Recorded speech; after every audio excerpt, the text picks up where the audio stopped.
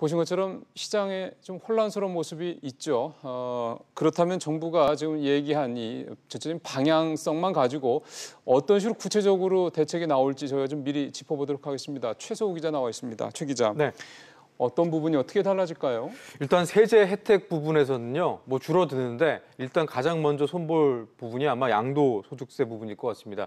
이 부분이 나중에 이제 집을 팔 때 얼만큼 수익률을 남기는데 결정적인 역할을 미치는 부분이기 때문에 이 부분을 우선적으로 손댈 가능성이 큰데요. 지금 70%까지죠? 네, 혜택이. 원래는 이제 장기 보유 특별공제 비율이 50%였는데 임대 등록을 하게 되면 70%까지 이제 확대를 했거든요. 이 부분을 아마 원상태로 복귀시키든가 아니면 원상태보다 더 줄이든가 이런 선택이 가능할 것 같고요. 예. 또 하나가 이제 종합부동산세 부분에서도 혜택을 줬거든요. 과표 계산할 때 이 임대 등록한 주택은 합산할 때 뺐습니다. 그랬죠. 네, 근데 이 부분도 손댈 가능성이 큽니다. 이렇게 되면 정부가 앞서서 이 공시가격 인상을 통해서 이 보유세를 인상하겠다라고 이미 밝혔는데 이 부분과 맞물게 되면 아마 다주택자들의 보유세 부담이 크게 늘어날 수 있을 것 같습니다. 그러게요. 그때 보유세, 그러니까 공시가격 인상 얘기랑 같이 이렇게 맞물리니까 그렇겠네요. 또 사실은 또 이번에 이렇게 서울의 집값이 오르고 등등 하는 부분에 있어서 또 하나의 이유가 이제 대출 문제였잖아요. 네. 지금 뭐 사업자 대출 같은 경우 많이 받고 있던데 이런 것도 좀 결국은 같이 줄이겠군요. 네, 결국은 이제 임대 사업자들에게 상대적으로 이 대출 규제가 좀 느슨한 측면이 있었는데 이걸 다시금 조이겠다는 건데요. 방법상으로 보면 크게 두 가지가 지금 나오고 있습니다. 먼저 RTI라는 게 있는데요. 이 임대업 이자 상환 비율이라는 건데 쉽게 얘기해서 이 집주인이 은행에서 대출을 받아서 집을 사고 그 집을 임대해서 임대 수익을 얻게 되잖아요. 근데 이 집주인이 은행에 연간 내는 대출 이자와 임대 소득의 비율을 나타내는 말입니다. 이 비율을 좀 더 강화해서 결국 무리하게 은행 돈 빌려서 집을 사고 그걸로 임대하는 이런 형태를 아예 원천적으로 좀 차단해 보겠다라는 부분이고요. 또 하나 이 LTV는 많이 들어보셨을 것 같은데 주택담보비율이잖아요. 그렇죠. 이 LTV 규제를 새로이 적용하는 것도 마찬가지 맥락입니다. 이 새로이 적용한다는 얘기는 그동안 이 임대사업자의 경우에 가계대출이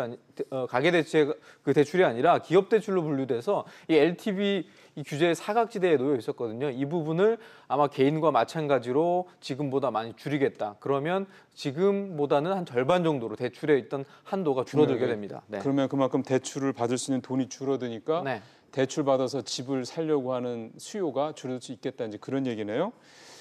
근데 이게 8개월 만에 정책이 바뀌는 거라 아까 좀 혼란스럽다는 말씀도 저희가 전해드렸습니다만 이게 또 부작용을 또 나올 수 있지 않을까 싶은데 왜냐하면 임대사업자들을 적극적으로 이렇게 유도했던 또 나름의 정책 취지도 있었던 거지 않습니까? 네.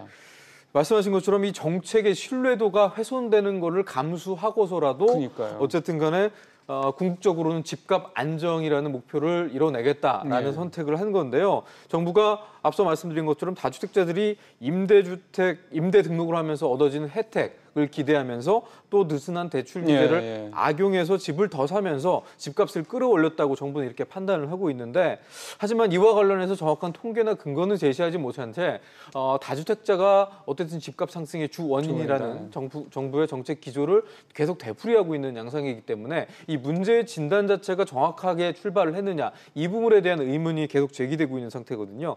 얼마 전 전세 대출을 악용해서 갭 투자에 나섰고 그들 때문에 집값이 다시 불안해지고 있다라는 진단을 해서 이 무주택자에게까지 전세 대출을 막는 걸 발표했다가 하루 만에 뒤집은 사례가 있는데 김현미 국토부 장관은 최근에 이 얘기를 참 많이 했습니다. 정부의 정책 의도와 달리 부작용이 생겼고 또 이걸 악용했다라는 표현을 했는데 원래 정책이라는 게 의도만 갖고 되는 게 아니고 또 시장은 정부가 생각하는 것보다 훨씬 영리하다는 거를 앞으로 정책 내세울 때는 사실 다시금 염두하셔야 될 필요가 있을 것 같습니다. 알겠습니다. 잘 들었습니다.